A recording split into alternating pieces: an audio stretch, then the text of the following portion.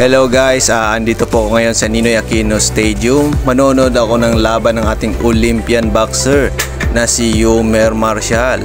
Free po ito kaya ako ay nakapanood ng libre at nakapasok pa. So dito muna tayo, papogi lang tayo, tamang pogi points, gang mga idol. Ngayon, nandito na ako sa loob ng dugout. Inabutan ko si Coach Nonoy Neri. At dyan din yung asero ng Pinas na si Vincent Astrolabio. Hinahanap niya yung alaga niya dito.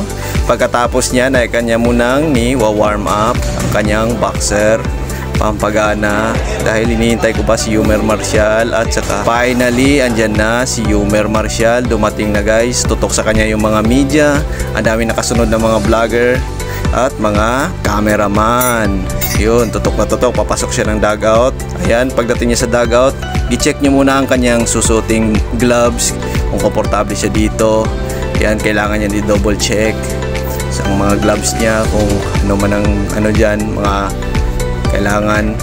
So, yun, tagal niya pa natapos yan ma-check ang kanyang gloves. I-check niya muna ng double check. Pagkatapos niyan, maya ay mag-check naman siya ng kanyang mga hand wraps. Yan, nag-check na si Yumer Marcial ng kanyang hand wraps guys.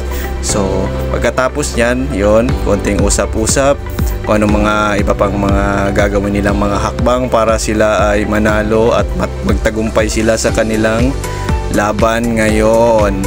So yan, mag-start na yung laban. Round 1 pa lang ito guys. Kinakapa ni Yumer Marcial yung kalaban niya.